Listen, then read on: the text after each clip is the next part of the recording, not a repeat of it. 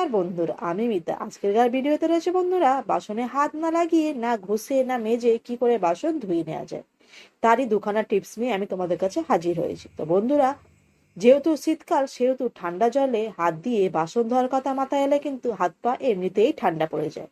তো বন্ধুরা, ভিডিওটা যদি ভালো লাগে লাইক শেয়ার করতে ভুলো না, আর নতুন বন্ধুরা সাবস্ক্রাইব করে নিও। তো আজকের প্রথম টিপসটা হলো বন্ধুরা, এরকম ধরনের কুকার নেই। কুকারে যখনই দেখবে আমরা কিছু সেদ্ধ করে থাকি অথবা কিছু রান্না করে থাকি, তখন দেখবে কুকারে এইভাবে জল ফেলে থাকে।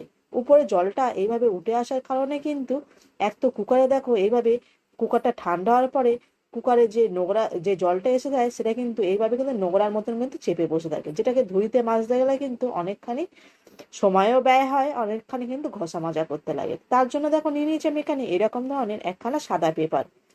এই জায়গায় তোমরা কিন্তু নিউজ পেপার ব্যবহার করতে পারো, আর নইলে একখানা এরকম ধরনের কাপড়ও, যে কোনো ধরনের এক ছোট্ট একখানা কাপড়ের টুকরোও কিন্তু তোমরা কেটে এইভাবে কিন্তু ব্যবহার করতে পারো। তো তার জন্য দেখো পেপারটা এইভাবে ফোল্ড করে নিয়ে কর্নার সাইড থেকে এইভাবে ছোট্ট মতন করে কেটে নেবো। নিয়ে খুলে তোমাদেরকে দেখাচ্ছি।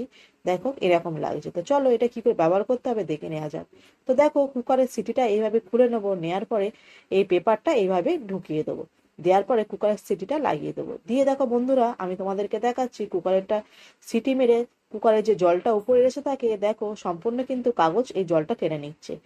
আর দেখবে যখনই দেখবে কুকার থেকে কুকারের উপরে এই এরকম ধরনের জল বের হয়ে আসে, এক তো উপরে কুকারের ঢাকনাটা নোংরা হয়, তার সঙ্গে কিন্তু দেখবে জলটা বেয়ে গ্যাসের ওভেনের উপরে গিয়ে পড়ে, যার কারণে ওভেনের যে বার্নারটা থাকে সেটা কিন্তু জামও অনেক সময় হয়ে যায় এর নোংরা জমার কারণে।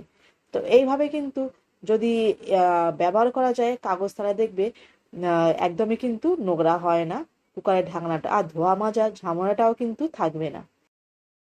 পরবর্তী টিপসটা হলো, এখানে নিয়ে নিচ্ছি একটা বড় ধরনের একটু বাসন। এতে দিয়ে দেবো 2 গ্লাস বড় গ্লাসের জল। এতে অ্যাড করব 8 চামচ সার্ফ, আর অ্যাড করব 1 চামচ নুন, আর এতে অ্যাড করছি 1.5 চামচ মতন সস। তো এই সসটা যারা আমার ভিডিও দেখো তারা কিন্তু জানো যে এই সসটা কালকেকার ভিডিওতে আমি ছেড়েছিলাম। সসের বোতলে যখন সস শেষ হয়ে যায়, খানিকটা সস যখন বোতলে রেগে থাকে, সেই সসটা বার করে নেওয়ার জন্য বোতলটা উবুর করে রেখে এই সসটা আমার বের হয়েছিল। তো এই সসটা আমি এখানে ব্যবহার করে নিচ্ছি। তো এবার চামচ দিয়ে এই মিক্সচারটা ভালো করে মিক্স করে নেব। মিক্স করে নেওয়ার পরে বন্ধুরা, গ্যাসের উপরে রেখে দেবো বাসনটা জলটা একটু গরম হওয়ার জন্য। তো জলটা গরম হওয়া পর্যন্ত ততক্ষণ তোমাদেরকে দেখাই এটা কোথায় ব্যবহার করতে হবে। তো দেখো বন্ধুরা, নিয়ে নিয়েছি আমি এখানে একখানা কাঁসার থালা। কাঁসার থালাটা দেখো যদিও বা একটু পরিষ্কার আছে, কারণ আমি সবসময় এটাকে পরিষ্কার করে থাকি, তাও বেশ একটু নোংরাই হয়েছে। তো এই কাঁসার থালাটা আমি জলটা একটু গরম হয়ে গেলে জলেতে ছেড়ে দেবো। তবে এখানে লক্ষ্য রাখবে যেন বাসনটা যেন জলেতে পুরো সম্পূর্ণ ডুবে থাকে। তো জল দেখো এখানে জলটা একটু কম হয়ে গিয়েছে, যার জন্য আমি আর একটু জল এতে দিয়ে নিচ্ছি।